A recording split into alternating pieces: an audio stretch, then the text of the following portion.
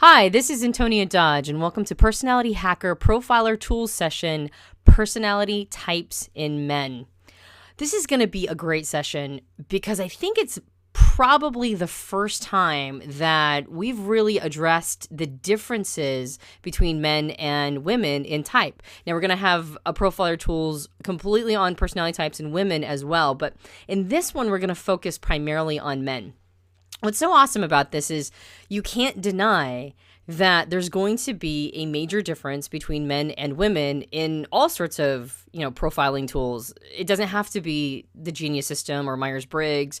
It can be in just about any model of development or model of human, understanding. There's going to be a difference in how it evidences between men and women for two major reasons. The first one is that we are biologically different, all right? We have different wiring. We have different, evolutionary psychology that impacts us. And so we're going to just come out of the blister packaging different. So even if you've got two people of the exact same personality type on paper, if one is a man and one is a woman, they're going to evidence these personality types or that personality type in a different way. The second reason is that we have a lot of social conditioning that we can't help but be brainwashed by. Now, that's not necessarily a bad thing. I never use the phrase brainwashing in a necessarily bad way. We all get brainwashed. One of my favorite writers of all time says, the best way to be brainwashed is to be born. So we all get brainwashed with different ways of seeing the world. And in particular, men and women have some pretty hardcore social programming that brainwashes us to see ourselves and others differently depending upon our gender. So understanding personality typology in terms of gender is a really big edge to profiling another person. If you're talking to a man, you're trying to figure out what their personality type is, and they end up being a certain type, and that surprises you because maybe the only people of that type you've known before were women. It's going to be because that type evidences itself differently when it's in a man. So I'd like to go over a couple different things, and I want to let you know what to expect in this particular session of Profiler Tools. The first is we're going to go through some statistics, some demographic breakdown on how basically the numbers look different when it comes to men and women. So we're going to talk a little bit about the statistics and how likely you are to be certain personality types based on your gender. And then we're going to go through a series of video examples to show how, some really great, iconic people of these types, particularly obviously men, really iconic men of these different types really show up in their grammar, in the words they choose to use, in their dress and grooming, in their mannerisms, in their vocal tonalities. We're going to really take this thing pretty microscopic and try to pick out all those little details by watching people of these different personality types on video. All right, so let's get going. So just take a moment to look at this type breakdown. There's some really interesting pieces of information to be culled from this particular type breakdown. First of all, it gives us, each of the 16 Myers-Briggs types based on just general population. And if you notice, ISFJs are at the absolute top. ISFJs are the highest represented type in population. Now, this is in particular with women. Almost 20% of women are ISFJs. But if you look at men, 8.1% is still pretty high, especially since we're talking about a feeling type. So that's really interesting. ISFJs are still one of the highest types in population, regardless of whether or not you're talking about men or women. But obviously with women, it's double. It's, over double the percentage amount. And we'll talk about that when we talk about women, personality types in women. But if you go down just a couple of lines, you'll notice that the single highest percentage likelihood you are as a man to be of a certain type is an ISTJ.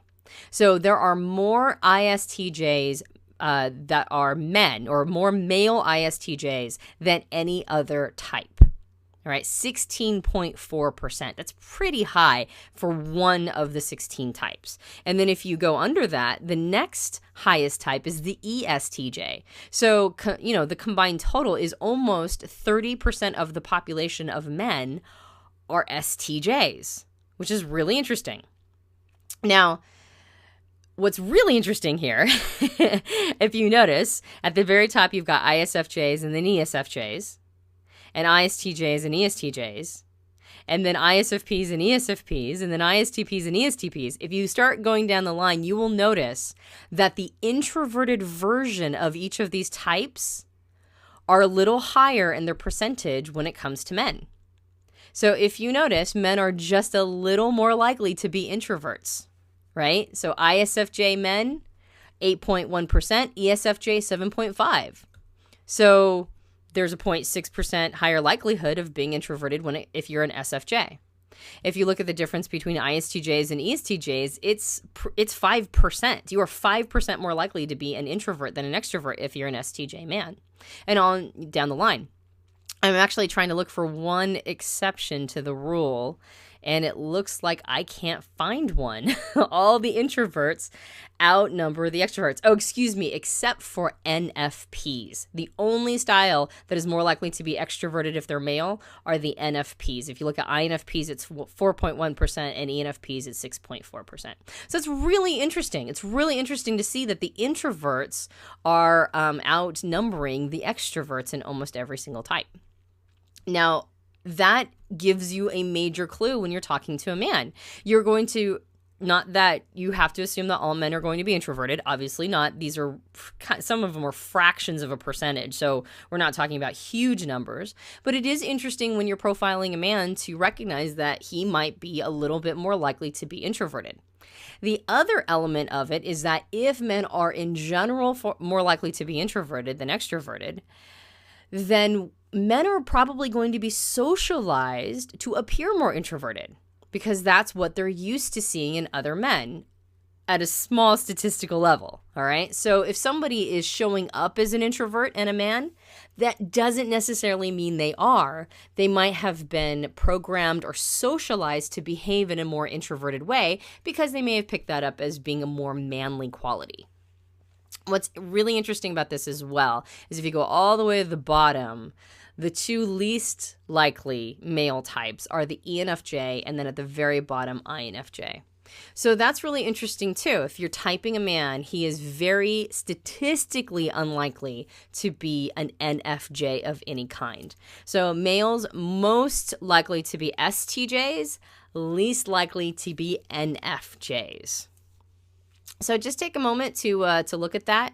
Look at the differences between the types in general population versus the male style. What's really interesting is that in general population, about 4.4% of people are INFPs. And if you notice, that's fairly well represented in both men and women. 4.1% are men and 4.6% are of women are INFPs. So that gets really balanced around that area. The least balanced areas are between the STJs and the NFJs. And obviously, the slide is going to be available for you to look at afterwards.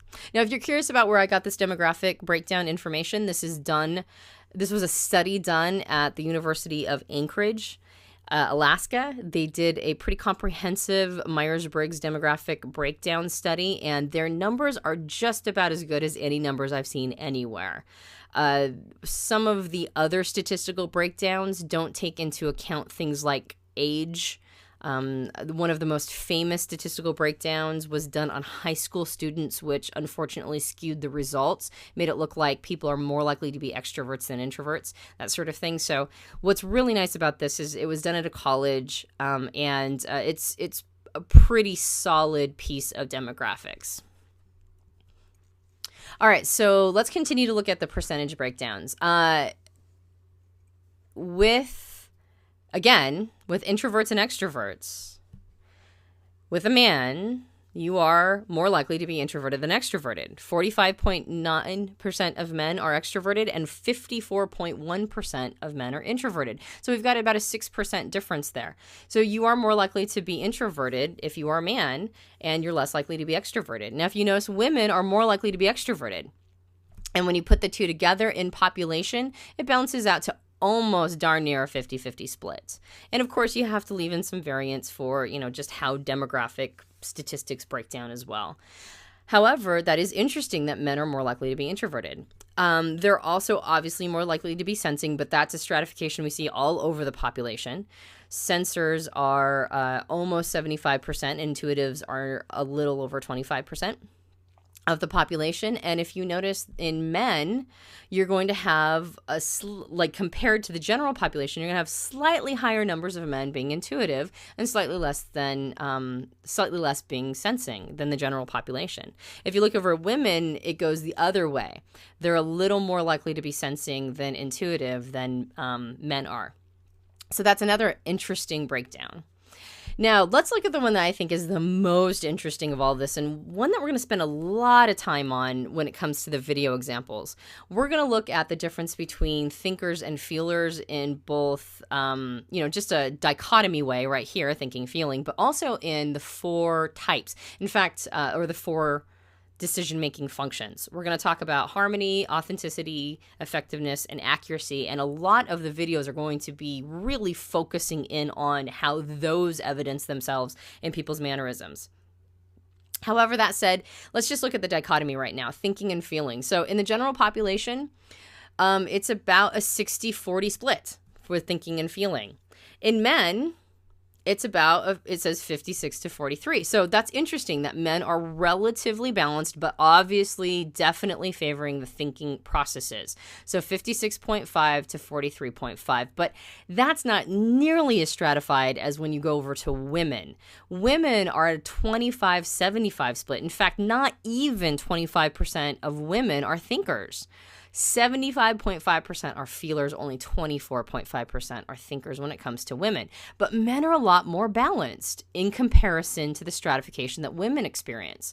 Men are at a 56-43 or 44. 56.5 and 43.5. So that's really interesting that you're going to have a lot more male feelers than you're going to have female thinkers. So just take a moment to really kind of maybe think back to how many men you've, maybe yourself profiled that are feelers versus how many women that you've profiled that are thinkers. This is one of the biggest places that the breakdowns really get stratified. And then when it comes to judging and perceiving in the general population, about 54% of the population is judging and 46% is perceiving, which is interesting that there are more judgers in the world than there are perceivers. And that's probably very good because otherwise I'm sure the world would end up, crashing and burning. Some men just want to watch the world burn. Sometimes that's perceivers. So it's probably good that we have a few more judgers in the audience, of the audience of the planet. However, when it comes to men, you're seeing that it's more skewed towards perceiving if you're going to pit it against the general population. You've got a slightly higher percentage of men that are perceivers than you have, say, of women. Women are more likely to be the judging type and less likely to be perceiving type, or perceivers versus judgers, whereas men are a little bit more balanced on that at 52-48. So keep that in mind when you're profiling, that you're probably going to have a higher number of men who end up as perceivers than you will have women. All right. Let's break this down based on your judging processes, because people are very persuaded, right? Very influenced by their judging process.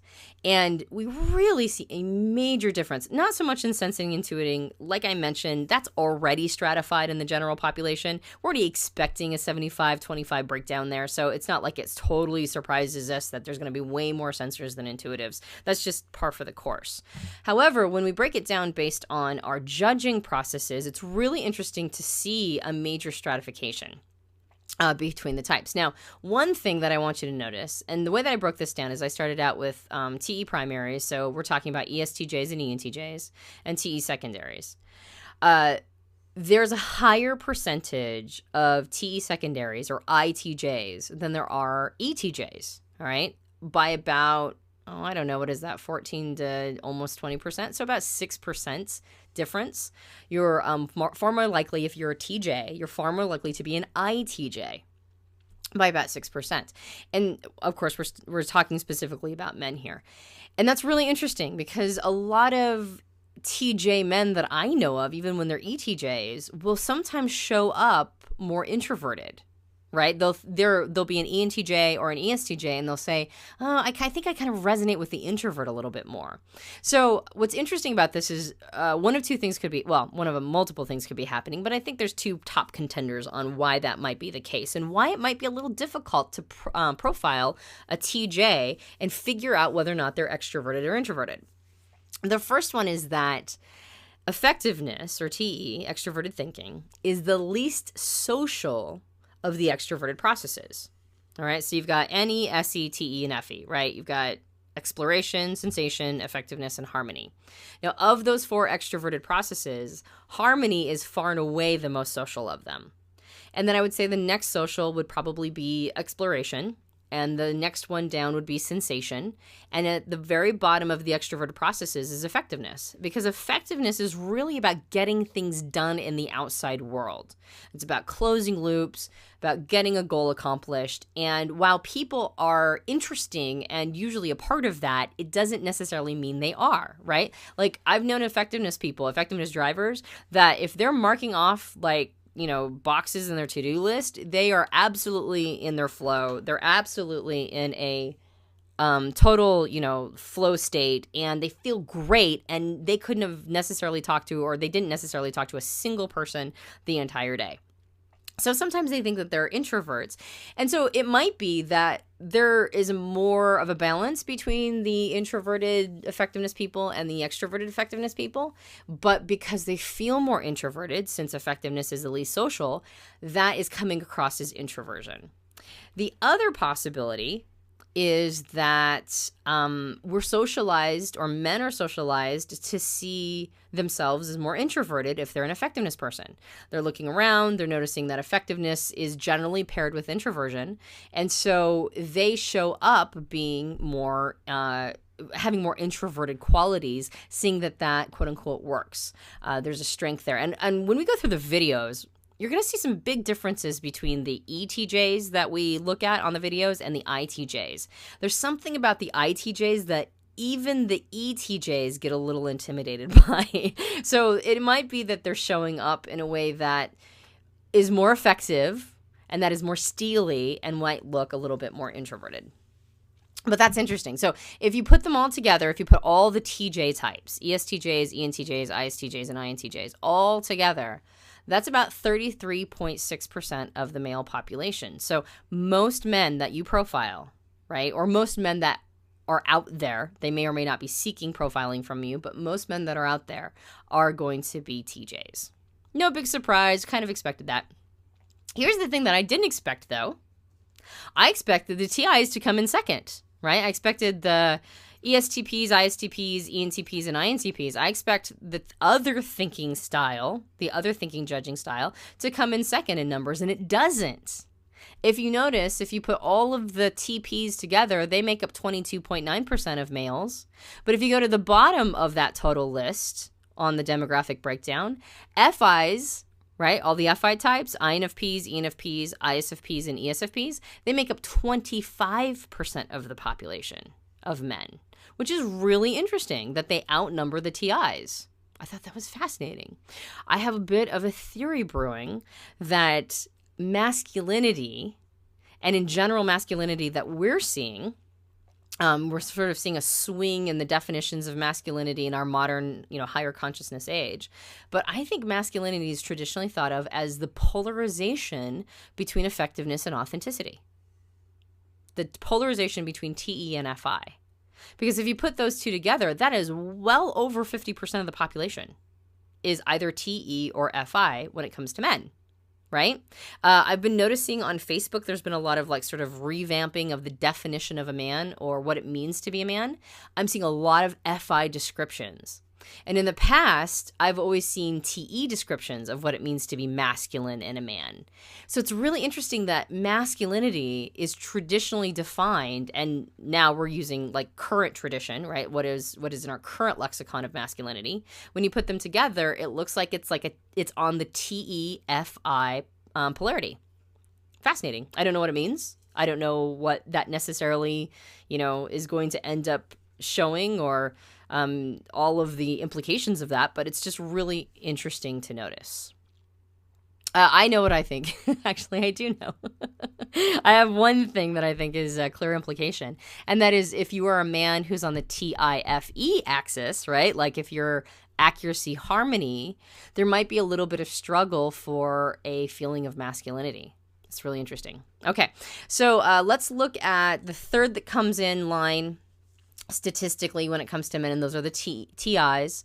TI primaries and TI secondaries make up about 22.9% of the population, and at the bottom are FEs, right? The harmony styles.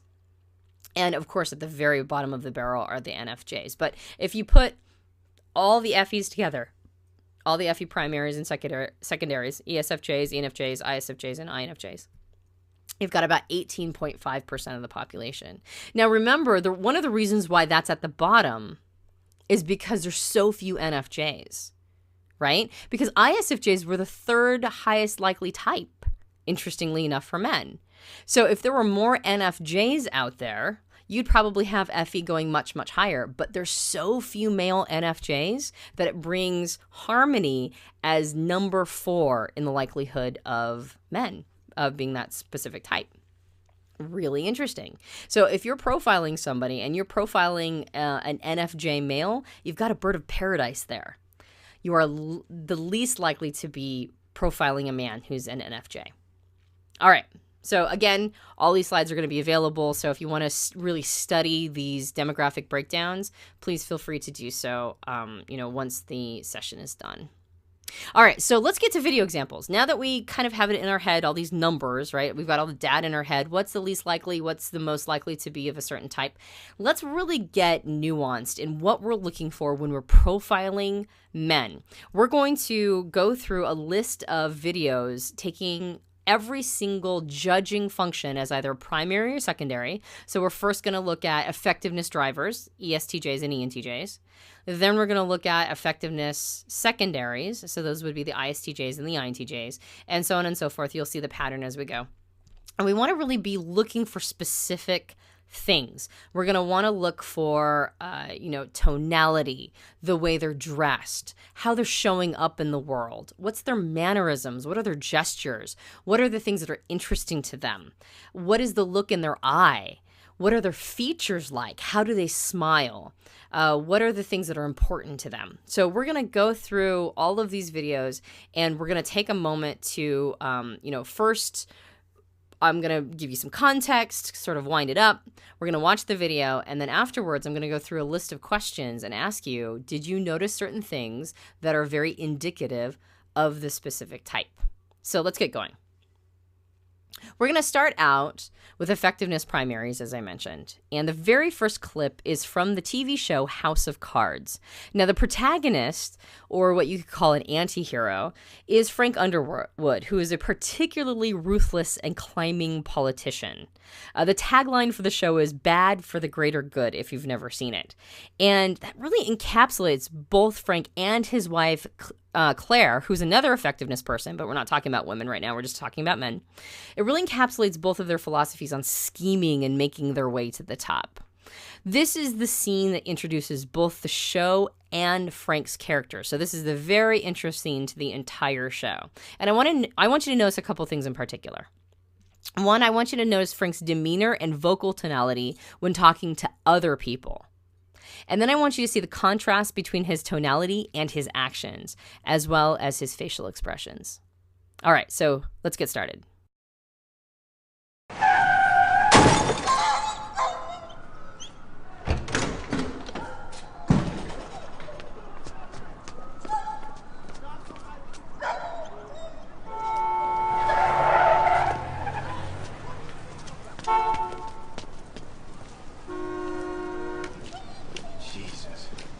Did you get a good look? Blue Toyota Camry, it's all I saw. It's the Hortons, dog. It's not gonna make it. Go see if they're home.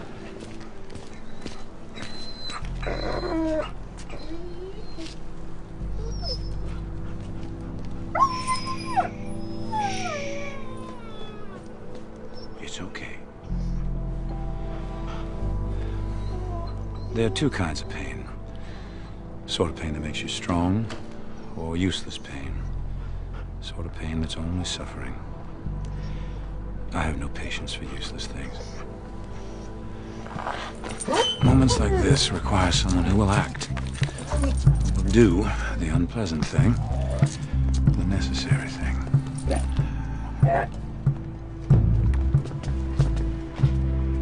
There. No more pain. It was a hit and run. I'm awfully sorry. Must have jumped over the fence again. Look, Steve is going to file a report on the car, and he'll put his people on it. We'll track them down.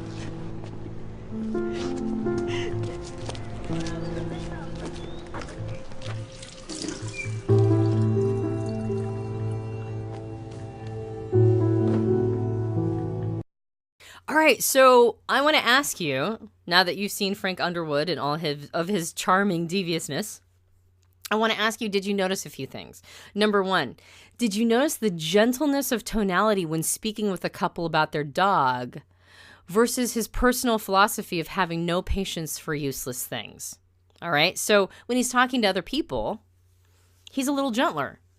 But when he's talking his own inner dialogue, which of course you get the advantage of seeing, did you see that there was a difference between his tonality and, between talking about himself and talking to the other couple? Did you notice his unflinching facial expression and the steadiness of his gaze and his unapologetic nature? That is effectiveness. That's one of the reasons why people think effectiveness is so cruel, because it does what it needs to do, and it does it without asking how the person that's using the effectiveness process, how they feel. So there's an unflinching nature to it. There's a steadiness to the gaze. Did you notice his ability to move on to the next activity once the loop was closed, right? Dog is dead. Loop closed, done, move on to the next thing. He washes his hands and it's over. So there's no lingering question of ethics. There's no lingering feeling of, did I do the right thing? There's a closed loop and then there's moving on. And did you notice the uncompromising set of his jaw? All right. So he's got this steadiness of gaze. He's got this powerful frame. He's got this steadiness or this uncompromising jaw set. He's got the clothes that are totally appropriate for the occasion. This is a great example of an effectiveness driver who's doing what he needs to do when he needs to do it. All right, so let's go to the second clip on effectiveness primaries. And by the way, Frank Underwood's an ENTJ. And for the second clip, I've chosen another ENTJ, but a very different personality. All right, so Frank Underwood is totally plugged into the system. He's climbing the system. He's climbing the political world, and he's going to get his ends met, no matter what he has to do. This other clip is of a protagonist called Captain Malcolm Reynolds in the TV show Firefly and the subsequent movie Serenity. Now, Malcolm Reynolds is at the point in the series that we see him, he's a smuggler. And he makes his living piloting a Firefly-class spaceship called the Serenity. He was once an army captain, but he was a captain for the losing side. And so he's since gone rogue, all right? He lost his idealism in the war that his side lost.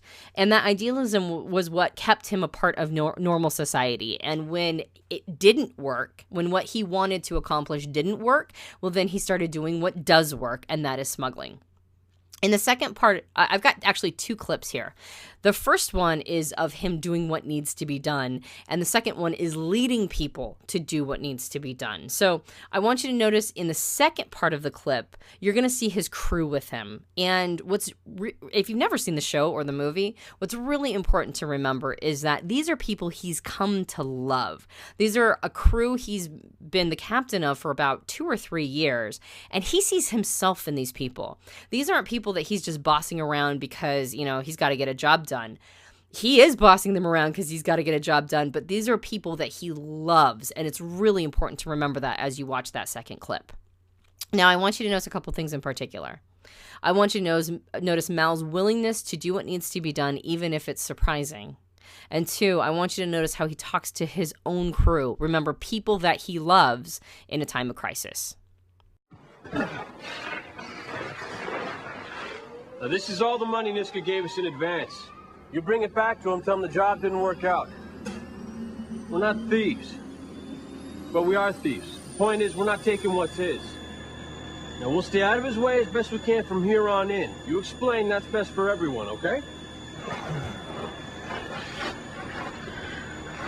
Keep the money.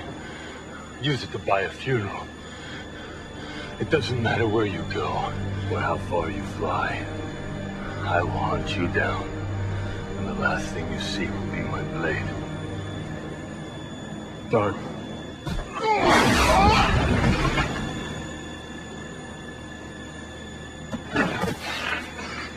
Now, this is all the money Niska gave us in advance. I'm good. Let's speak for everyone.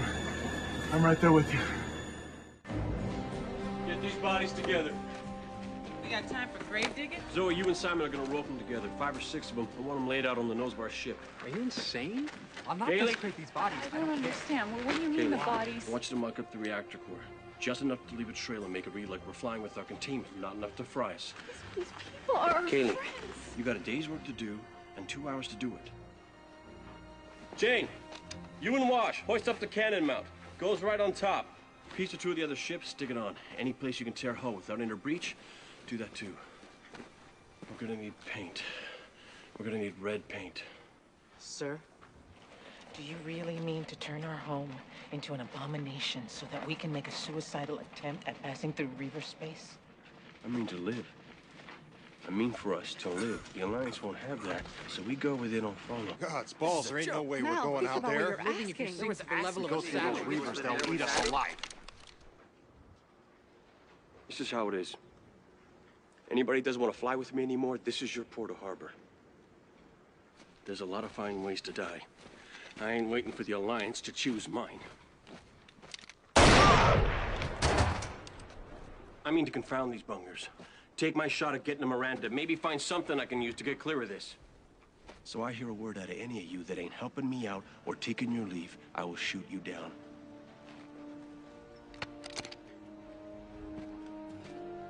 Get to work. So, did you notice Malcolm's unflinching demeanor? Right? Like, the dude does what needs to be done, much like Frank Underwood does, only Malcolm is a little less, he has less subterfuge about it. And that's because Malcolm has decided to live out in the open. Frank Underwood still needs to be a little under wraps because he's got society that votes for him and he relies on their votes. So he's doing what needs to be done knowing that he lives in a fishbowl. Malcolm Reynolds doesn't live in a fishbowl. He can do whatever he wants to whenever he wants to. And do you notice that he's unflinching about it? Did you notice the set of his jaw? Right? We've got that big open physicality. We've got the broad shoulders that are straight in both characters, right? Frank Underwood has a little more mock deference in his the way that he moves, but not much, right? Like it's only just a little sign of it. Whereas Malcolm Reynolds, he's got this big open frame. He's got his broad shoulders are pushed back. He's got the set of the jaw. He is totally unapologetic. And did you notice how he chooses to inspire his crew by willing to do the thing that nobody else would consider, which means this crew that I love, you either do what I need you to do, you go away, or I kill you. Right? Like that's pretty much his mentality. And he's not a bad guy. What's interesting in the show House of Cards with Frank Underwood is that there's this dubious nature to whether or not, Frank Underwood is a good or a bad guy. In the show Firefly and the movie Serenity, Malcolm Reynolds, why do I keep saying Malcolm Gladwell? Malcolm Reynolds is the good guy. Now, he's not a full hero in the sense that, he's 100% going to always do the ethical thing. However, he is definitely the character you root for, and there's a bit of an anti-hero feel about him too.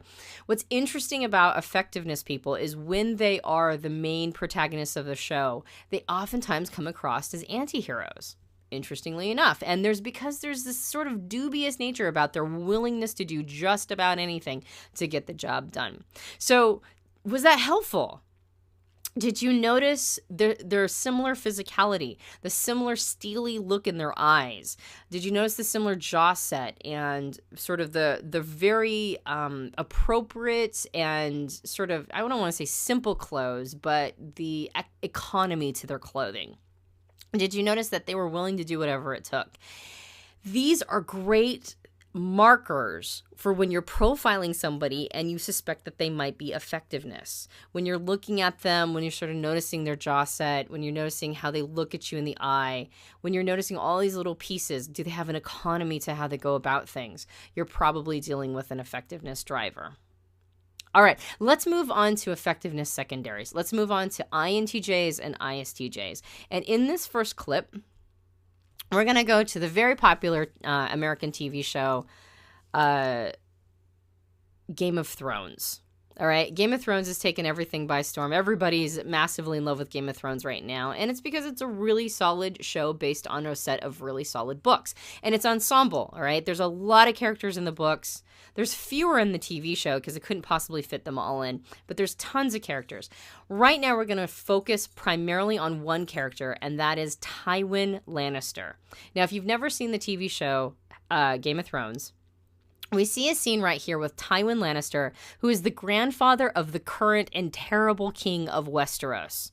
All right, the current king is his grandson, Joffrey, and Joffrey is spoiled and sociopathic. All right, that means that he inflicts cruelty, pain, death on whoever he wants to, and he might be about 15 or 16 years old. He's horrible.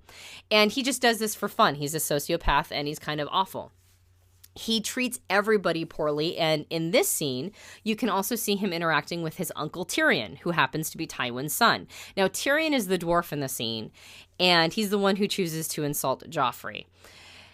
What's interesting is that Tyrion is also effectiveness. He's effectiveness primary, okay? He's an ENTJ.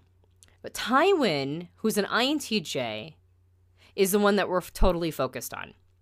So we've already done ENTJs, but we're going to totally focus on how everybody choose to see Tywin Lannister in this particular scene. And I want you to notice how he chooses to navigate the situation. And I want you to take particular note of his demeanor, expression, physicality, and mannerisms. Lady Sansa is your aunt by marriage. A joke? Joffrey did not mean it. Yes, I did. I'm going to have it served to Sansa at my wedding feast. No. She is no longer yours to torment. Everyone is mine to torment. You do well to remember that, you little monster. Oh, I'm a monster. Perhaps you should speak to me more softly then.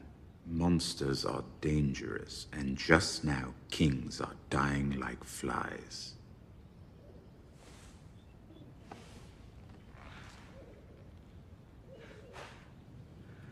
I could have your tongue out for saying that. Let him make his threats. He's a bitter little man. Lord Tyrion should apologize immediately. Unacceptable, disrespectful, and in very bad taste. I am the king! I will punish you. Any man who must say, I am the king, is no true king. I'll make sure you understand that when I've won your war for you. My father won the real war.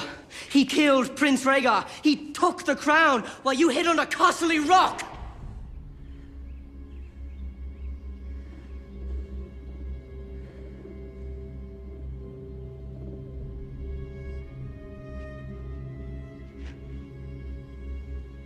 The king is tired.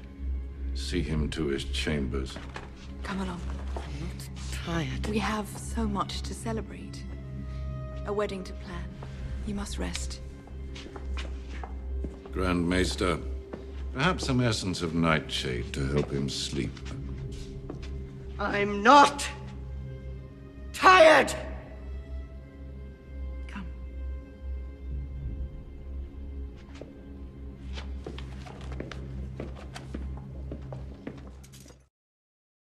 So, in this scene, which is intense and foreboding, did you notice how much more subtle his interaction is with his grandson Joffrey than Tyrion's is? Tyrion is an effectiveness driver, comes right out and just chooses to insult Joffrey, knowing that he could potentially be,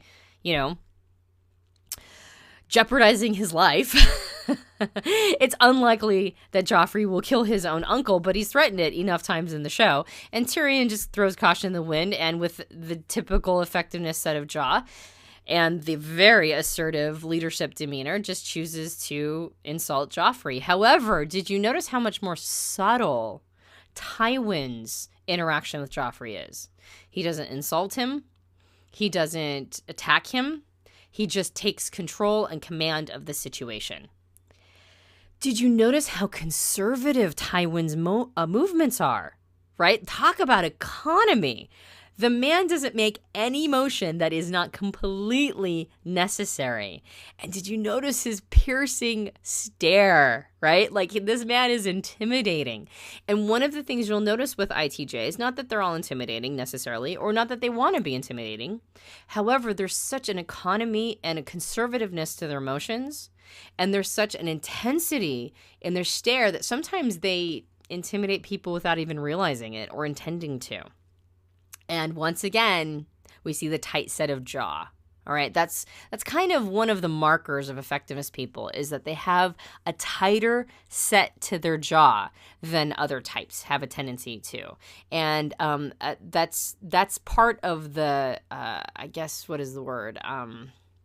Sort of the willingness to do whatever it takes, the tenacity that comes with their type.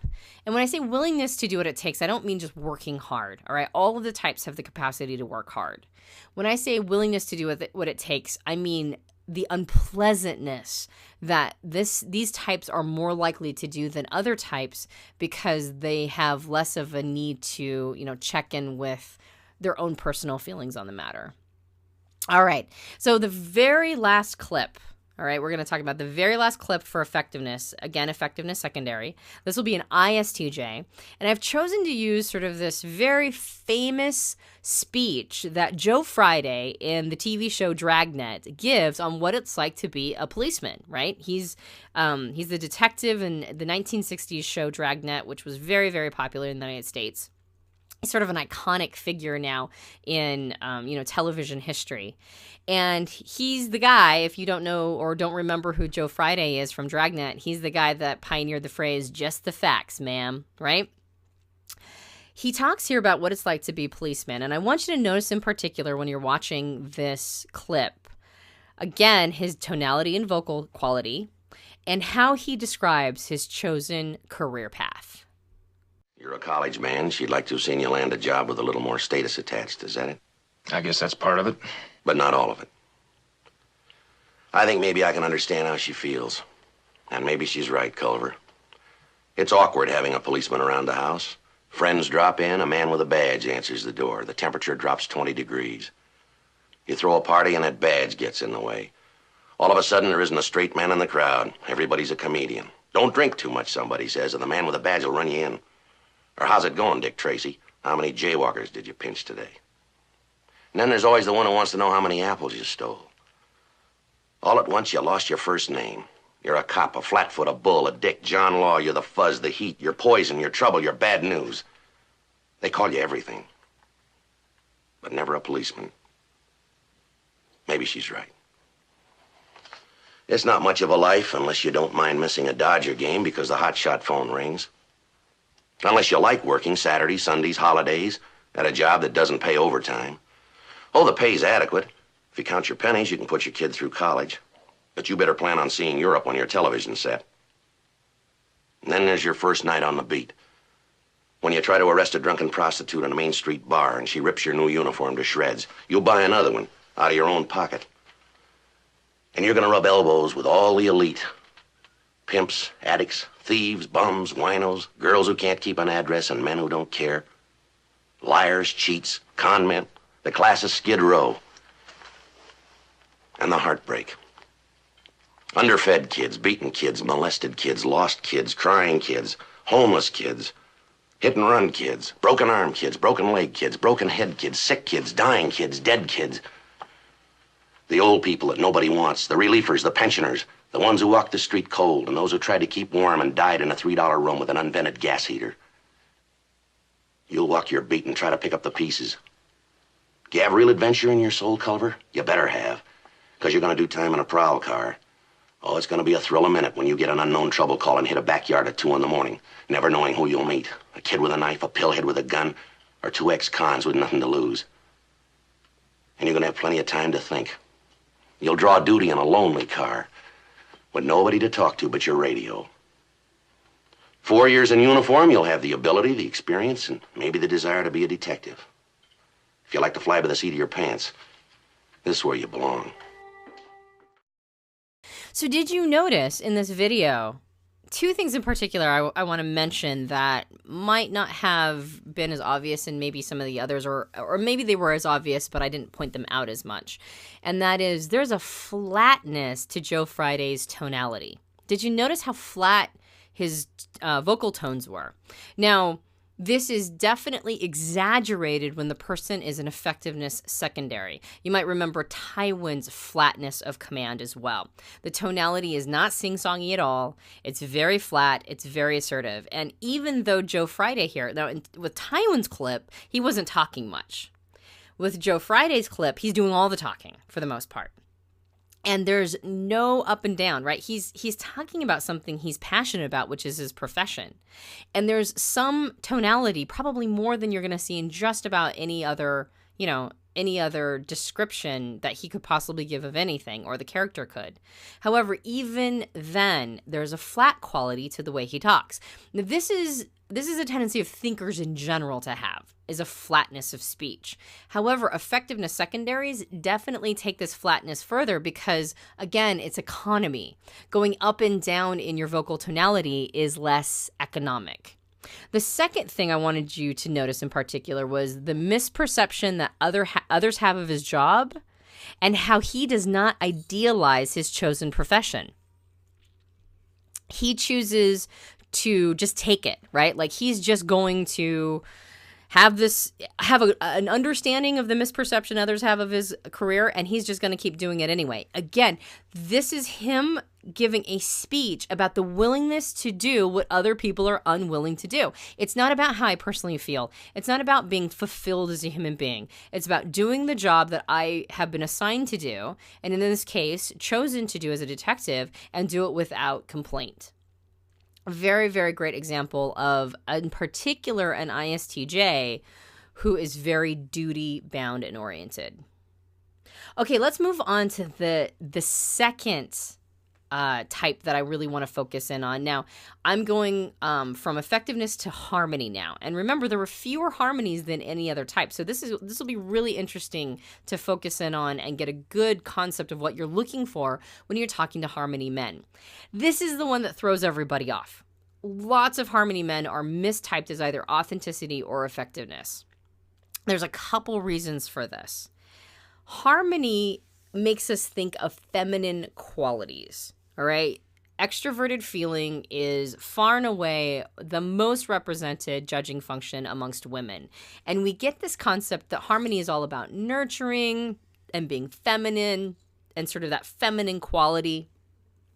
But when it's in a man, what's interesting about harmony is that harmony, as you well know, picks up social cues, all right? It picks up the cues from society. And society says it's not okay to be feminine and a male, right? That's most of the social culture, or the culturalization that we get in most of the countries that are probably going to be consuming this material. And so harmony men end up more masculine than you would think. I want to show some great video examples of men who are harmony, who are far more masculine than you would anticipate. All right, the first clip I want to show is from a movie called I Love You, Man. What's awesome about this is that it's the caricature of an FE primary man, right? The protagonist is Peter Clavin. He's about to get married, only to discover he doesn't have a best man, right? He doesn't have any male relationships. He's gotten along mostly with women throughout his life, and so he doesn't have anybody to plug into the male side of the wedding party. However, he is not necessarily feminine himself, right? What I want you to see is that, or one thing I want to note before we go on to the video, is that this is not necessarily indicative of all harmony men, by the way. He's a caricature of this, and so I thought he was a great way to introduce all of this, but it doesn't mean that all men who are harmony drivers, it doesn't mean that they have difficulty with male relationships, though you will find that most of them say that they do get along with women better. I want you to notice in particular when you're watching this video, though, I want you to notice how what he overhears impacts him, as well as the general thing. Look at, demeanor, vocal tonality, the way he's dressed, his mannerisms, etc.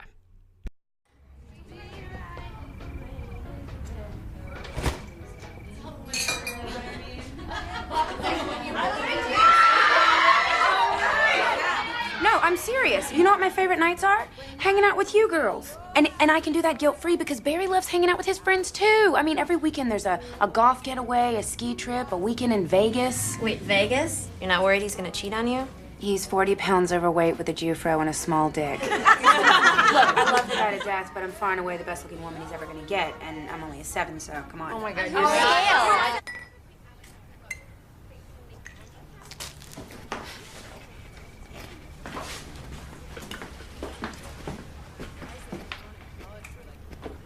Peter's not a freakazoid. I don't know, Zoe. I mean, I think this is kind of serious. A guy without friends can be really clingy. Like, my brother-in-law drives my sister crazy. He's always like, when are you gonna be home? Oh, where are you going? Can I come with you? But nothing's on TV. What am I gonna do? That's terrible. No, oh, be home before midnight. What the Peter's not like that, please. He's just not like that. Well, just wait. But anyway, you've got 6 bridesmaids and a maid of honor. It's gonna be a little weird if we're walking down the aisle alone. Yeah, exactly. He's great. So who's gonna be his best man? I have no idea. I honestly think that his best friend is his mom. Oh. No, it's not like that. I mean, she's really nice. Peter? Peter? Honey?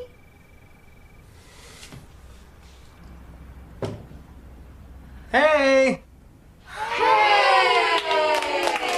I made you guys some root beer floats. Wow. Peter, are those chocolate straws? Yeah, pirouettes. Pepperidge Farm. Thank you so much for the floats, baby. That was so sweet. My pleasure. Enjoy. Hey, congratulations on the wedding. Congratulations. I know, it's so exciting. I feel so grown up. Yeah, right, sir. Okay, bam. Okay.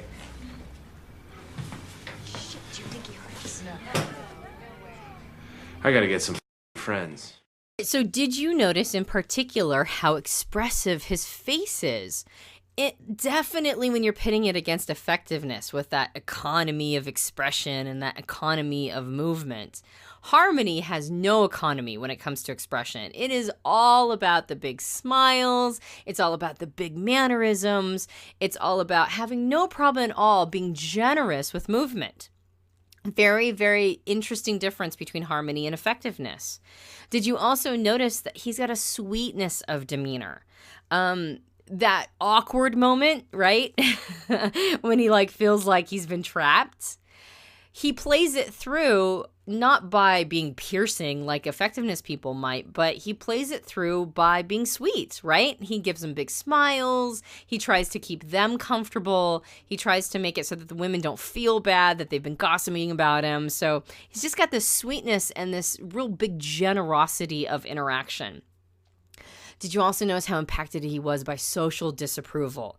It really impacted him. Unlike other types that are less impacted by the thought of other people disapproving of them, as a harmony person, even though he's male, this made him come to a decision point that he had to make a change. Did you also notice that he was very pleased at being able to serve other people, right? When he was making the root beer floats, he was adding little garnishes to them. He wanted to serve with the flourish, even though the gossiping kind of threw that off a little bit, but then he was still happy that he was able to serve them. Even though this is not necessarily a feminine nurturing element, it's definitely still part of the male masculine version of harmony, this desire to serve people and get their needs met. He has totally appropriate clothing. He has effusive smiles, and he had a very masculine voice. Did you notice that he was not effeminate? He was masculine. He was steady. He still had all these markers of a harmony driver. All right, let's go into the second clip that we're going to use for harmony driver. We're going to use interviews with 2 different people, both George Takei and Regis Philbin. By the way, all of the FE primary men I'm using are all ESFJs. And one of the reasons why is it's hard to find ENFJs in any sort of media. That would make sense. They are less than 2% of the male population. They're birds of paradise. I did find one example, and you can go look it up on your own if you want to, and that is the character of PETA in the books and the movies. It's huge. It's taking everybody by storm right now. The name is... the sub-name was Catching Fire. You're all gonna go, yeah, of course, we all know that show or that movie. It is Hunger Games. Oh my gosh, how could I forget?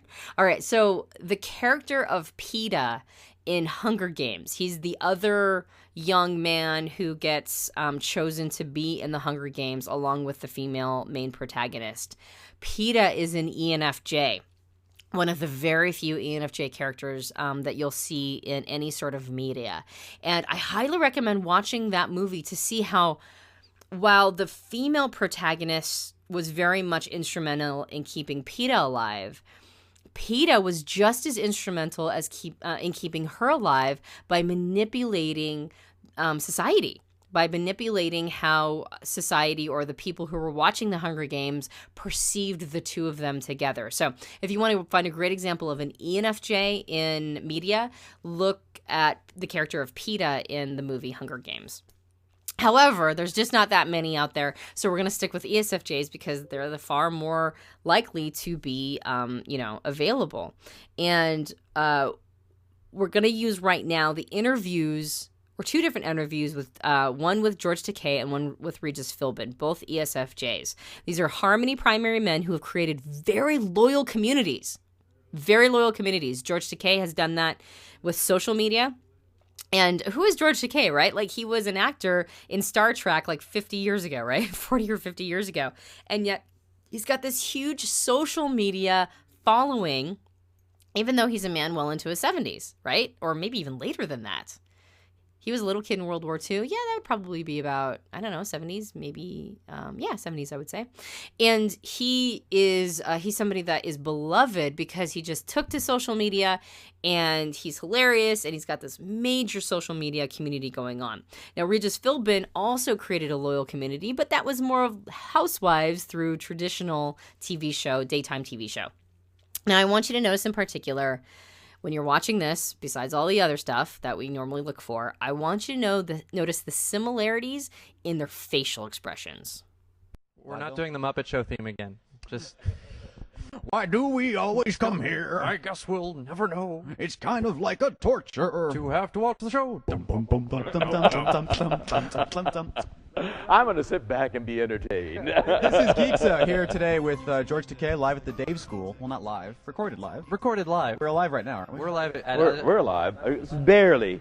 I'm on West Coast time, so getting up in the morning was... And we were all up until like midnight last night at TGI Friday. Oh, you were up that was midnight. easy. That was easy because I was on West Coast time. Yeah. Well, you can stay up late. It's getting up that's the hard part. That was the hard, because once I got back to the hotel, I read, so I could drop off and sleep. And I went to bed to sleep around 2:30, which was like, what is it, 11:30? That's cake. That's yeah. But I put in a wake-up call for 7:30, which was 4:30. Oh, okay. And ouch. So I answered the wake-up call, and I put the phone back in the cradle, and I went back to sleep. Wonderful. So he's got my wake-up call system. That's great. What are you reading? What? What are you reading? The LA Times. Okay. Oh.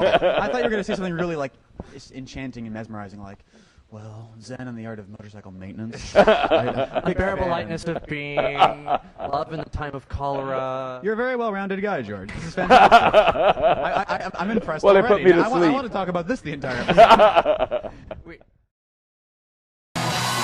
Welcome back to the show. My guest tonight, we're thrilled that he's here. Co-host Alive with Regis and Kelly. He's on the cover of the July 27th issue of TV Guide. Ladies and gentlemen, Regis Philbin.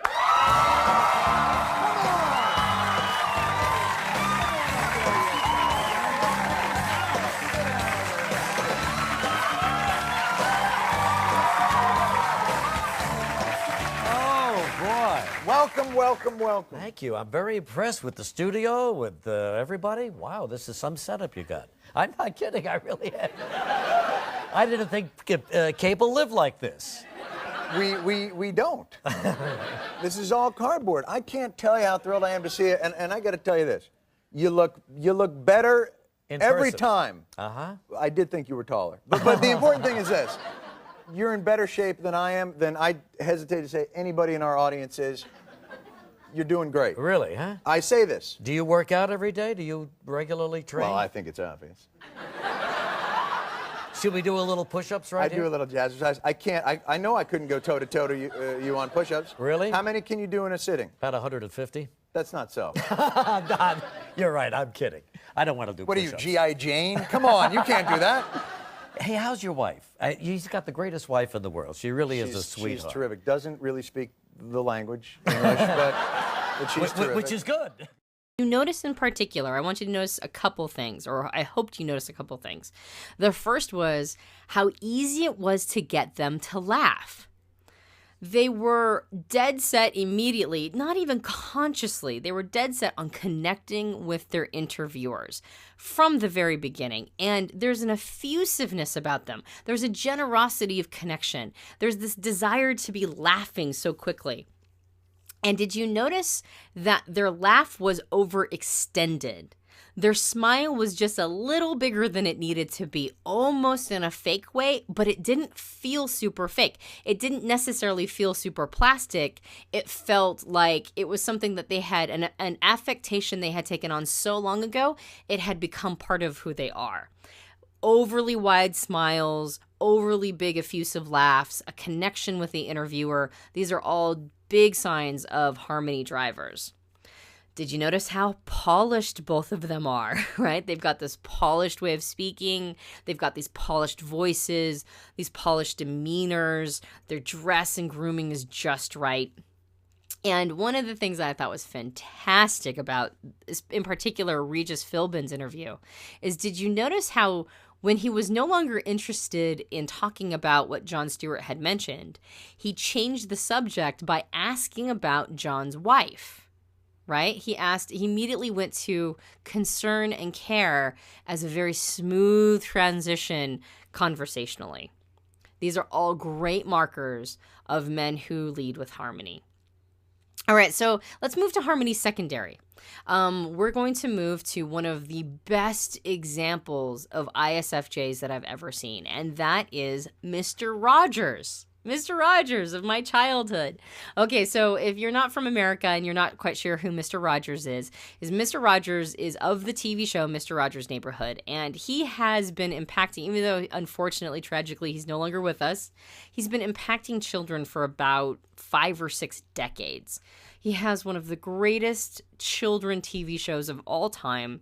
And if you ask my generation who maybe might be the best man who ever lived, they're going to say potentially Mr. Rogers. It was just a wonderful, wonderful human being that impacted people in a very positive way. ISFJ, dedicated to kids, had wonderful, wonderful demeanor. And in this particular clip, we're showing him not on his TV show, but defending PBS to the U.S. Senate Subcommittee on Communication. All right, this is back in 1969 when Nixon had proposed massive funding cuts for PBS, which was public broadcasting station, that's been around forever. And they asked the people who had been on PBS, and Mr. Rogers' Neighborhood ended up being one of the biggest shows on PBS ever to run. They asked him to come speak for PBS to the United States Senate. And so he does. And this is the video clip that you're going to be seeing. And I want you to notice in particular while you watch this, I want you obviously to notice the vocal tonality, but I want you to notice the tonality, especially when he's talking about the subjects of which he loves. It's so near and dear to his heart. And I want you to notice his posture and his clothing.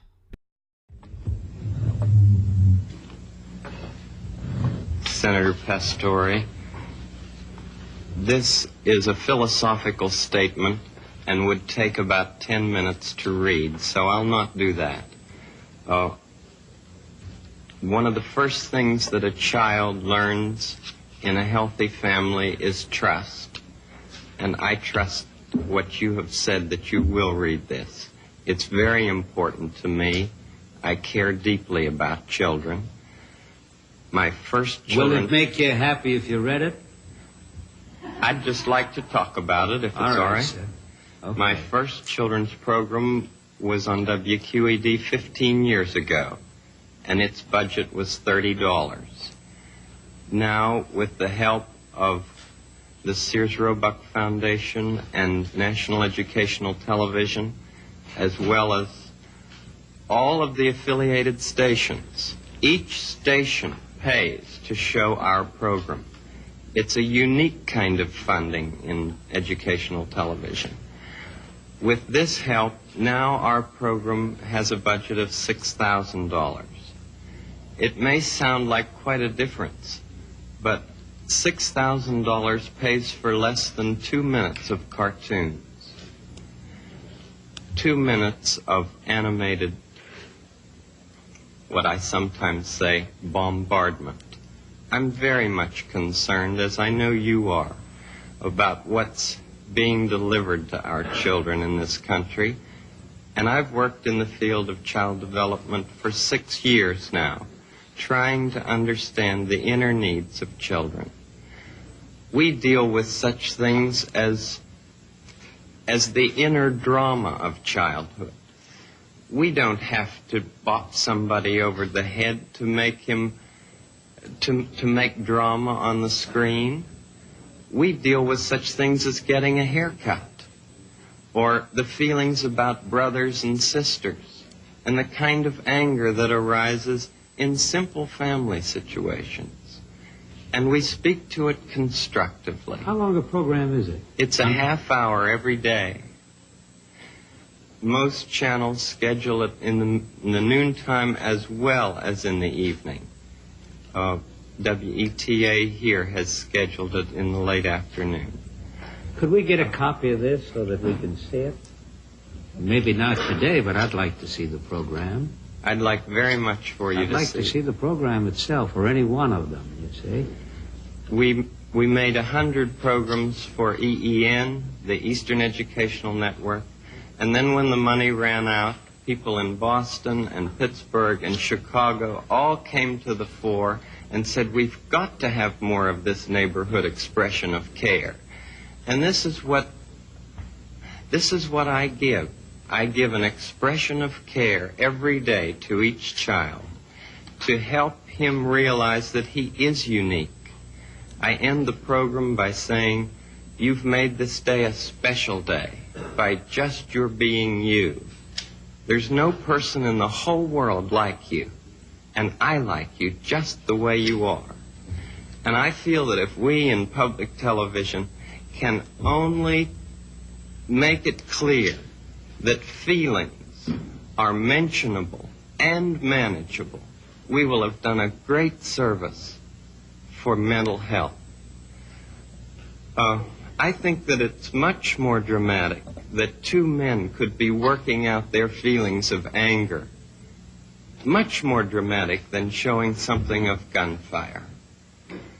I'm constantly concerned about what our children are seeing. And for 15 years I have tried in this country and Canada to present what I feel is a meaningful expression of care. Do you narrate it? I'm the host, yes. And I do all the puppets, and I write all the music, and I write all the scripts. Well, I'm supposed to be a pretty tough guy, and this is the first time I've had goosebumps for the last 2 days. Well, I'm grateful, not only for your goosebumps, but for your interest in our kind of communication. We're going to move on to the exact opposite of harmony, and that is accuracy. We're going to talk about masculinity in the accuracy process, or the judging process of accuracy in masculinity.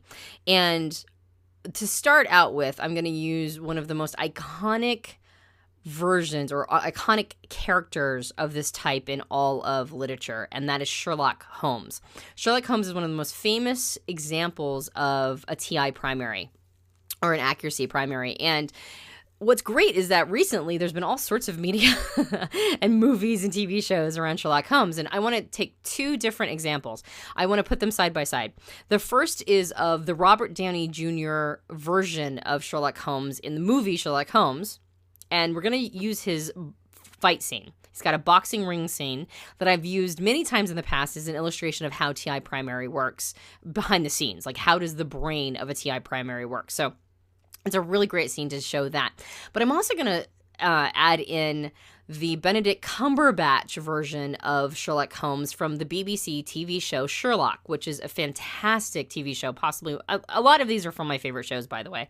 So that's one of the reasons why I'm so familiar with them. But the TV show Sherlock is one of my favorite shows ever.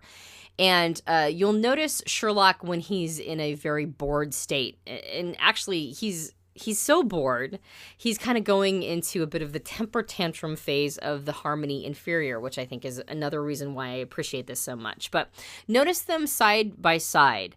Notice in particular a couple different things. Their posture and carriage. I want you to see how this would be a TI primary version of masculinity.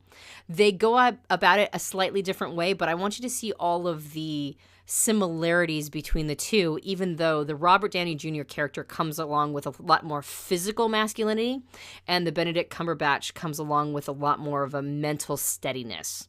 So notice, of course, their posture and carriage and all the normal stuff.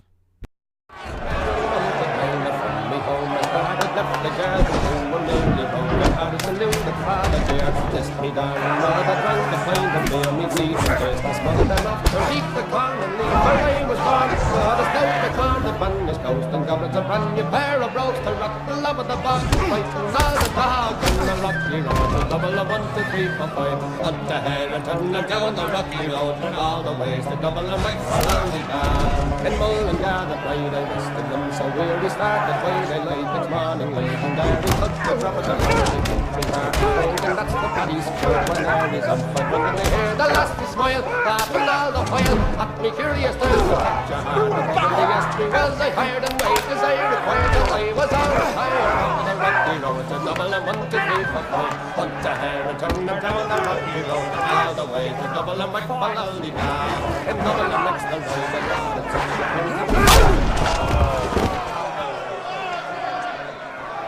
Come on! Come on!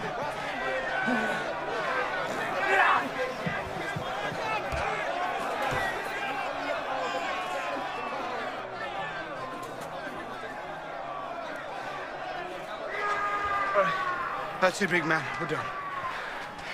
You won. Congratulations. Oi, we ain't done yet.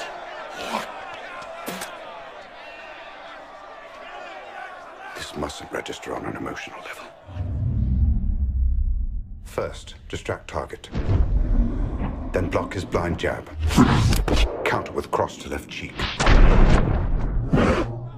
Discombobulate. Dazed, he'll attempt wild haymaker. Employ elbow block. And body shot. Block feral left. Weaken right jaw. Now fracture. Break cracked ribs. Traumatize solar plexus. Dislocate jaw entirely. Heel kick to diaphragm. In summary, ears ringing, jaw fractured, 3 ribs cracked, 4 broken, diaphragm hemorrhaging. Physical recovery 6 weeks.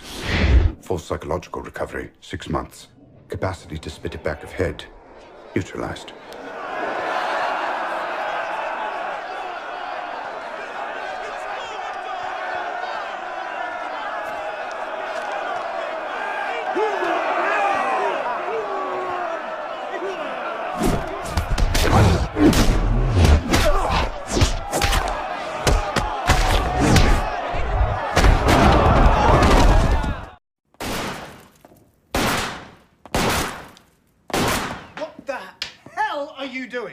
Bored. What? Bored! No. Bored! Bored! I don't know what's gone into the criminal classes. Good job I'm not one of them. So you take it out on the wall? Oh, the wall had it coming.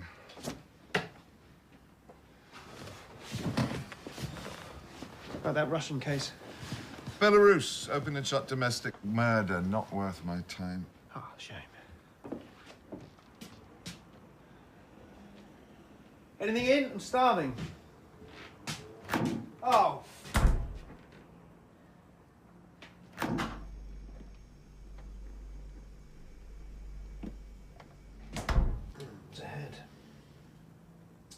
severed head. Just tea for me, thanks. No, there's a head in the fridge. Yes? A bloody head. Where else was I supposed to put it? You don't mind, do you? Got it from Bart's morgue. I'm measuring the coagulation of saliva after death. So you've written up the taxi driver case? Yes. A study in pink. Nice. Well, you know, a pink lady, pink case, pink phone. There was a lot of pink. Did you like it? No. Why not? I thought you'd be flattered. Flattered. Sherlock sees through everything and everyone in seconds. What's incredible, though, is how spectacularly ignorant he is about some things. Now, hang on a minute. I didn't mean that in a... Oh, you meant spectacularly ignorant in a nice way. Look, it doesn't matter to me who's prime minister or who's sleeping with who. Or that the Earth goes around the sun. Oh, God, that again. It's not important. Not important. It's primary school stuff. How can you not know that? But if I ever did, I've deleted it. Deleted it? Listen, this is my hard drive, and it only makes sense to put things in there that are useful. Really useful. Ordinary people fill their heads with all kinds of rubbish, and that makes it hard to get at the stuff that matters. Do you see? But it's the solar system. Oh, hell, what does that matter? So we go around the sun, if we went around the moon, or round and round the garden like a teddy bear, it wouldn't make any difference. All that matters to me is the work. Without that, my brain rots. Put that in your blog. Or better still, stop inflicting your opinions on the world.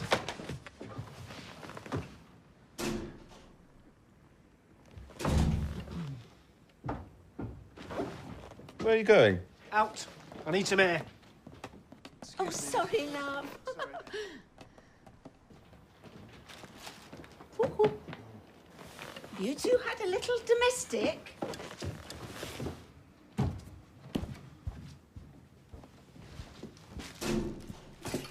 Oh, it's a bit nippy out there. He should have wrapped himself up a bit more. Look at that, Mrs. Hudson. Quiet, calm, peaceful. Isn't it hateful? Oh, I'm sure something will turn up, Sherlock. A nice murder. That'll cheer you up. Can't come too soon. Hey, what have you done to my bloody wall? I'm putting this on your rent, young man.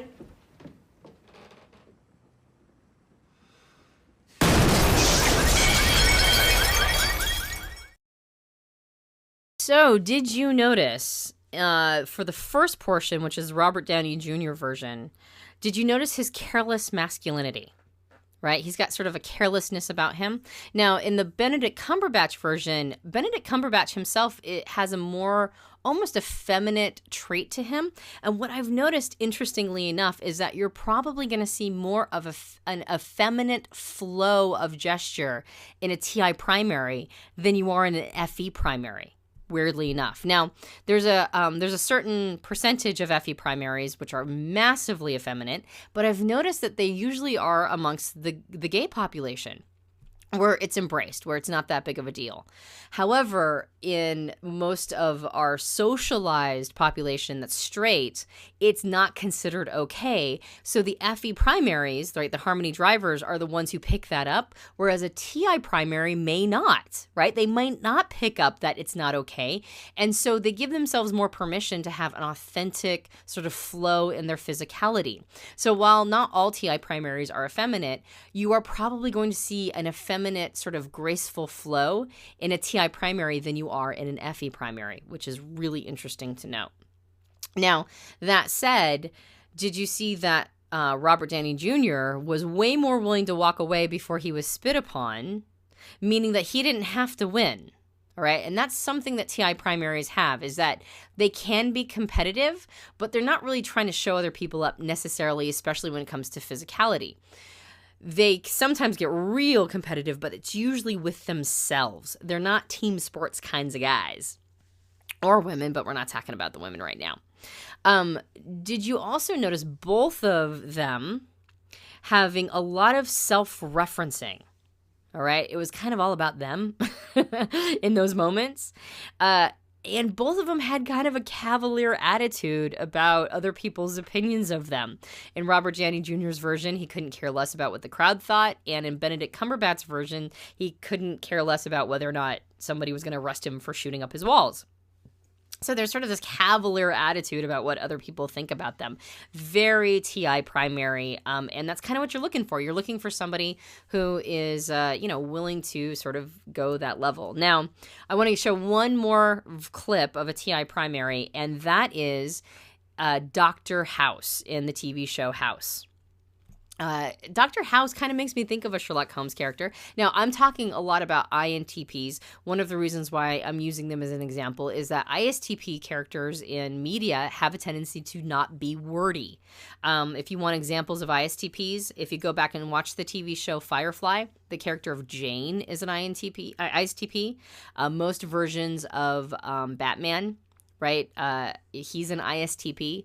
So there's a lot of examples of ISTPs out there. However, they're usually very physical and not particularly wordy. But it's the same thing. Focus, self-referencing, not necessarily effeminate in the ISTP case, a lot less likely to be effeminate as an ISTP, a lot more likely when you're an INTP. However, you're going to see sort of that cavalier attitude and a more fluidity to motions. That said, in House, what I want you to notice is we're going to watch him trying to get out of something that he doesn't want to do, but notice in particular how he addresses his audience and his vocal tonality and how he dresses. Hello, sick people and their loved ones. In the interest of saving time and avoiding a lot of boring chit-chat later, I'm Dr. Gregory House. You can call me Greg.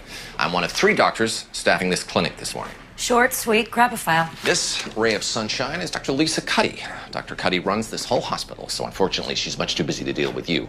I am a board certified diagnostician with a double specialty of infectious disease and nephrology. I'm also the only doctor currently employed at this clinic who's forced to be here against his will. That is true, isn't it?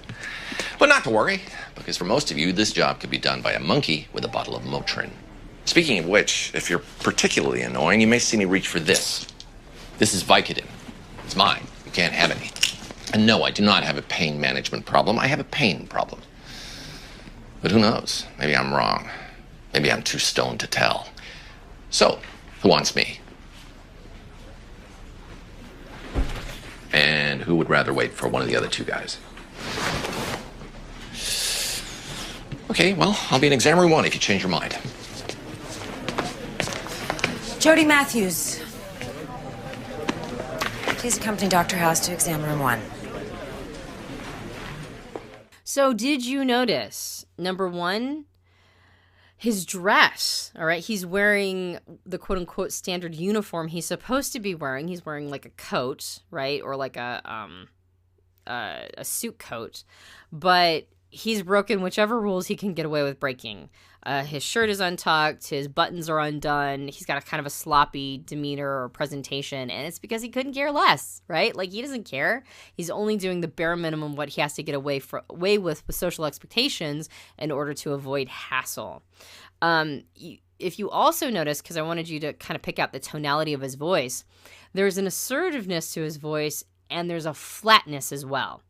Little more sing-songy than maybe some of the effectiveness people. However, what you'll notice with TI primaries is that they have a flatness of delivery as well because they're thinkers. Thinkers tend to have more flat voices than feelers do.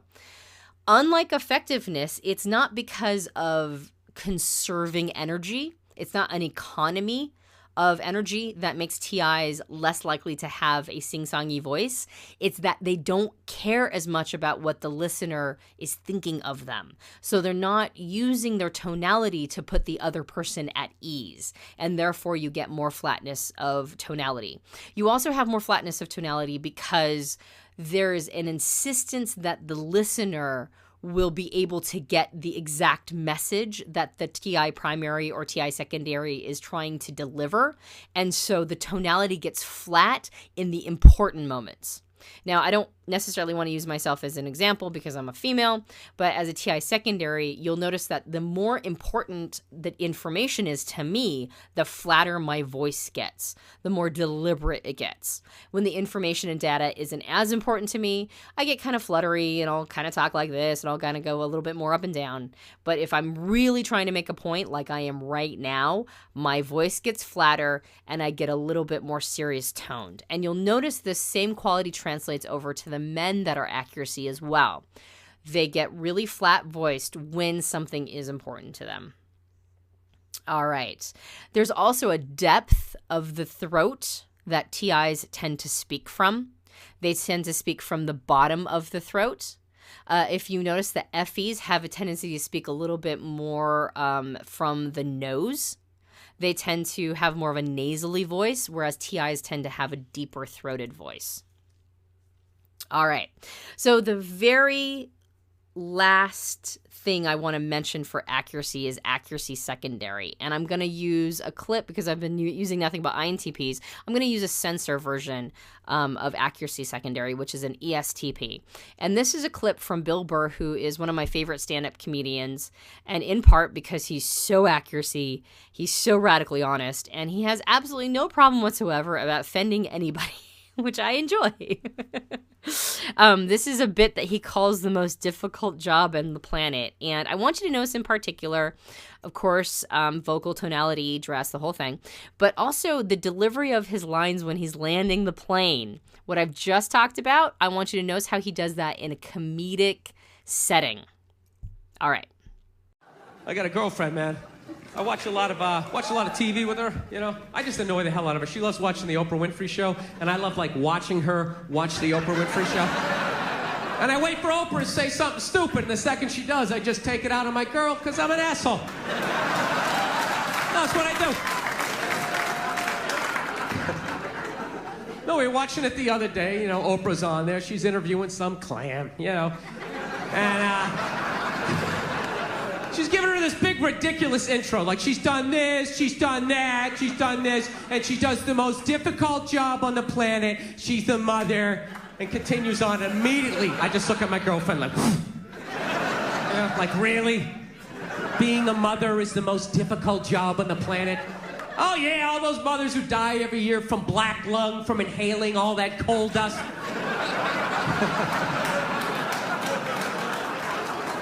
Dude, women are just constantly patting themselves on the back about how difficult their lives are, and no one corrects them because they want to them. No,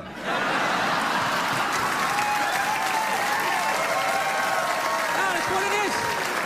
So there's just this tornado of, like, misinformation. I have the most difficult job on the planet. What would you rather be doing? Drilling to the center of the earth, shaking hands with the devil? Every time there's a rumble in the ground, you wait for the whole thing to collapse down on top of you so they can write that folk song about you, you know? Would you rather be up in the sunshine, running around with a couple of toddlers that you can send to bed anytime you want on some sort of trumped-up charges, right?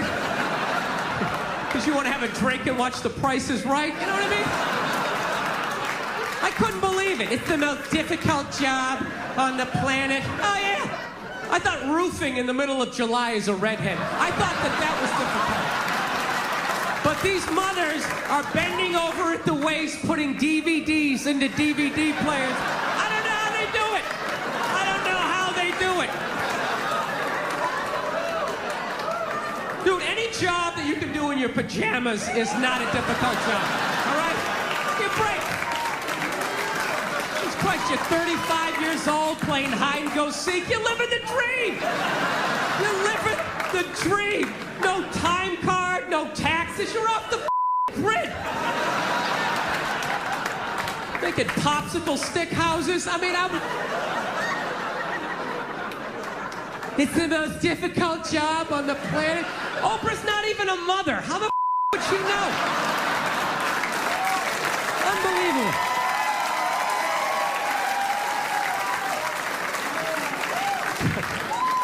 Granted, neither am I, but I think it kind of balances itself out. So, did you notice how his voice is more expressive than the TI primaries? All right, so his voice is way more willing to be expressive than any of the INTPs that we just noticed.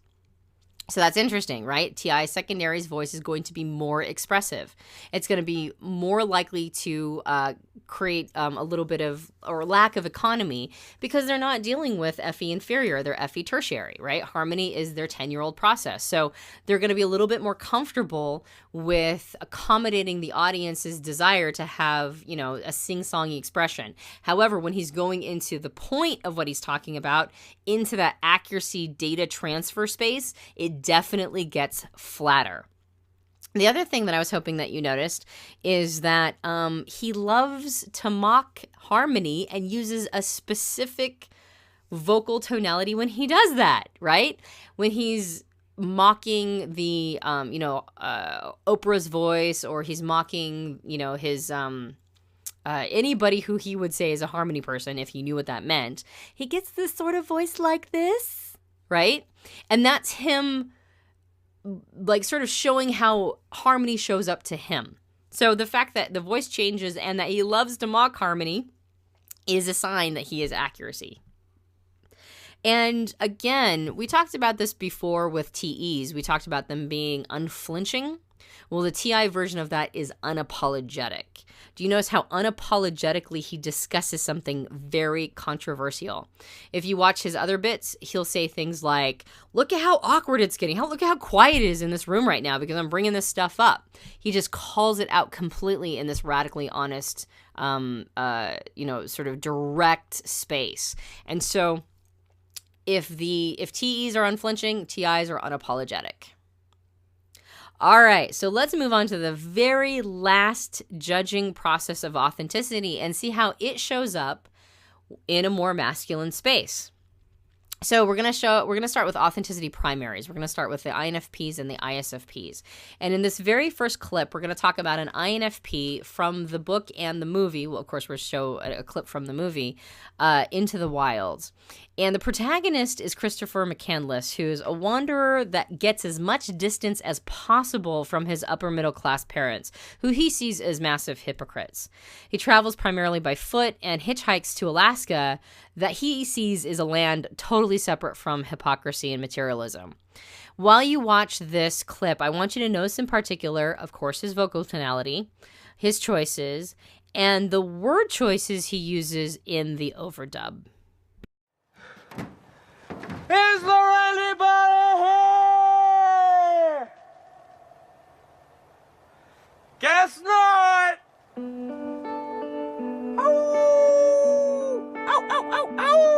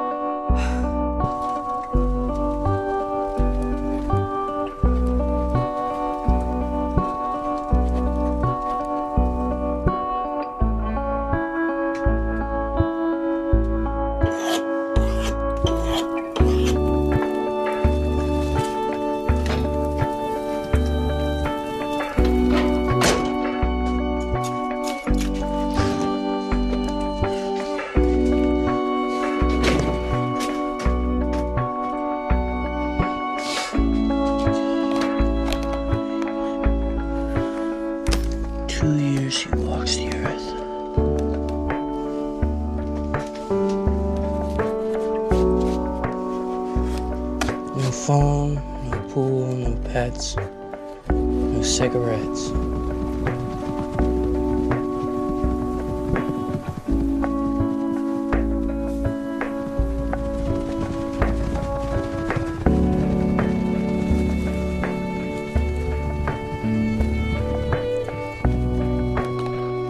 Ultimate freedom. An extremist. An aesthetic voyager whose home is the road. Hey, listen, old man, don't psychoanalyze me, alright? Shut up, I'm taking you out to where we're going. Where are you going? I told you, we're going nowhere! For now, after 2 rambling years comes the final and greatest adventure. The climactic battle to kill the false being within and victoriously conclude the spiritual revolution.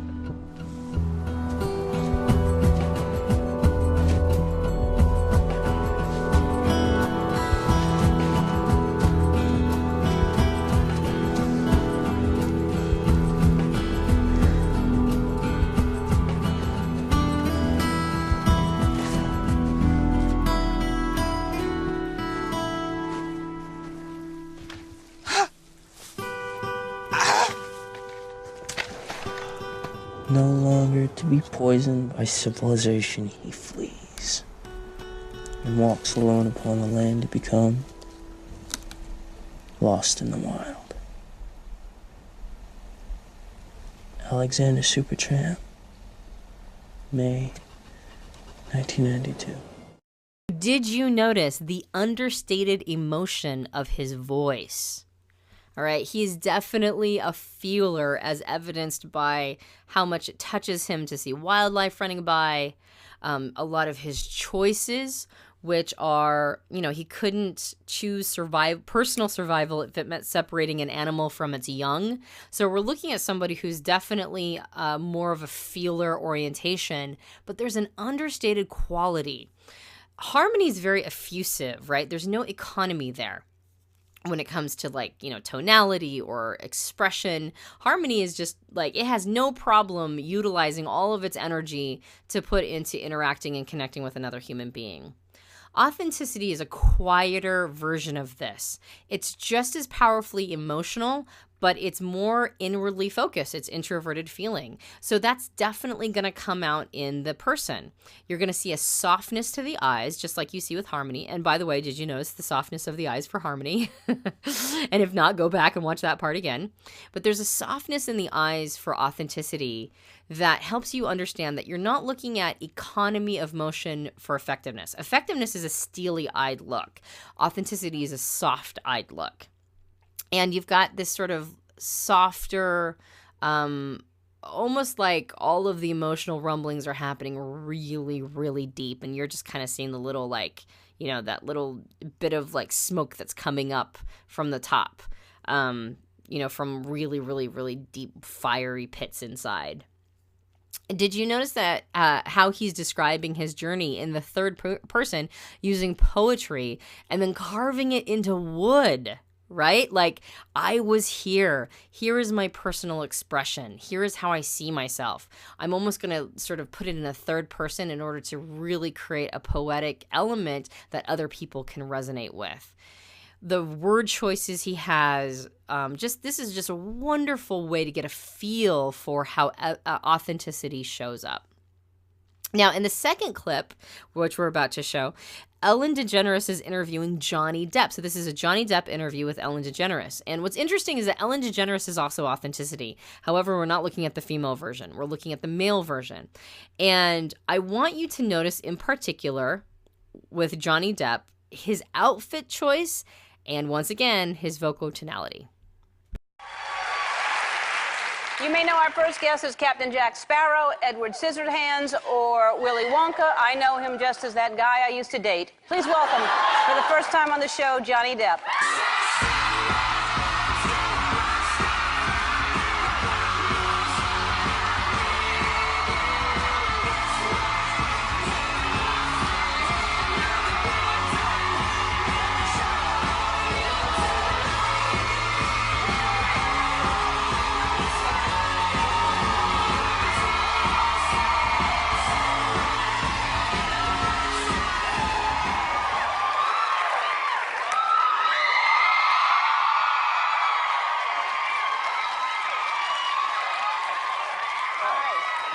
How are you? I'm good. Good to see you. What is that? It's you.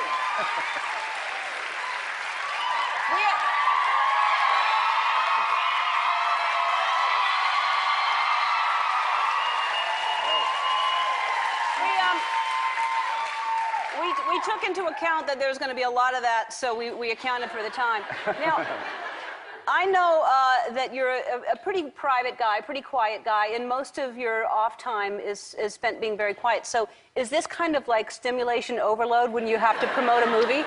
Well, it's always, I mean, it's always a little strange when you know, end up out there in the world. I stay home a lot. I don't get out much, you know. Right. And I also stay home a lot, but I do this every day, so I'm used to it. But I would assume for someone like you, and this is part of it, because a movie set is very different than the press part. And the press part is, and people love you, so they go crazy when they see you, so there's a lot of noise. But it's a very different thing when you're playing a character. You know what I mean? As a character, you can do virtually anything. But as yourself, you know. Awkward? Yeah. Right. Yeah, very awkward. And do you, when because you played some really iconic characters, and when you read a script and they're always really these, you know, fantastical, magical characters, do you look at it and go, I know exactly how I want to look? Do you start with a look, or is that where it starts with you? Something, you know, generally like within the first 10 pages of the script, something hits, something clicks, and you feel like there's something that you can add to the piece, you know, that might not have been done before, you know. Right. You know, so it's pretty much that, and then the images start to come, the look starts to come. So did you notice that despite how shy Johnny Depp comes across, what he's wearing is extremely eye-catching, right? There's like all this jewelry attached to it. It's not the kind of outfit that people would not notice across the street. And yet he's so shy as a person and claims to stay in so much. What's that all about? Well, that is self-expression. Authenticity is one of the easiest to spot in the wild because of the clothing it chooses to wear. And did you also notice that he's got expressiveness, right? He's got like a sort of a generosity of expressiveness, even though it's more understated than maybe the Harmony styles. But there's a generosity of expressiveness and a desire to, you know, connect with the interviewer. Less effusive than Harmony, but still a desire to connect with the interviewer and be on really good terms. There's also a gentleness of demeanor and a softness in the eyes again. That gentleness is very much a part of the FI primary experience. And what's interesting is that we're now looking at the performance style. We're looking at Johnny Depp wearing the armor of performance or being somebody else as an actor than wanting to be himself and wanting to sort of expose who he is to the world. So performance is a big part of authenticity. Creativity, artistic expression, these are all a big part of authenticity. So look for those as markers when you're profiling others. All right, so let's get to the last part, which is authenticity secondary. These would be ENFPs and ESFPs. And I'm going to use one clip to really illustrate what authenticity secondary looks like. I'm going to use the clip from the movie Dead Poets Society, where Robin Williams, who is an ENFP in real life, by the way, plays the character John Keating, who's an ENFP, as a teacher in a private boys' school fighting the utilitarian nature all around them. And I want you to notice in particular, if you haven't seen this movie, it's a fantastic movie, a total classic. Please watch it. However, notice in particular in this scene, the speech itself that he delivers, as well, of course, as his body language while delivering it. A little secret for you. Huddle up. Huddle up!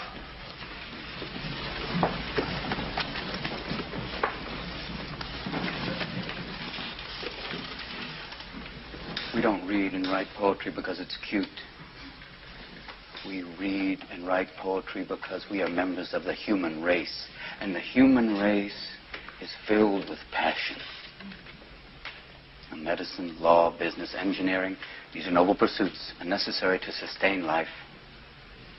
But poetry, beauty, romance, love, these are what we stay alive for.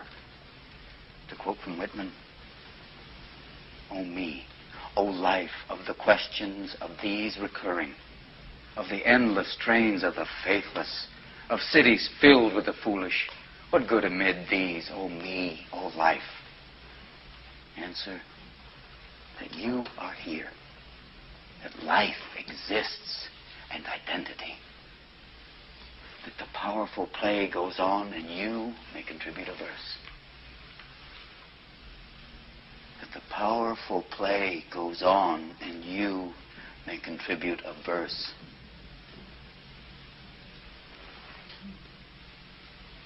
What will your verse be? Do you notice how expressive he is when speaking about his passion, right? He when you get him on the topic of his passion, he just lights up on fire, and that's usually a sign of authenticity secondary. A lot of times they're called champions for causes, and this includes the ESFPs as well as the ENFPs. Very passionate about the subjects that mean something to them. Do you notice how he creates an intimate space in order to deliver big impact? One of the things that authenticity does the best is it helps other people replicate specific emotions.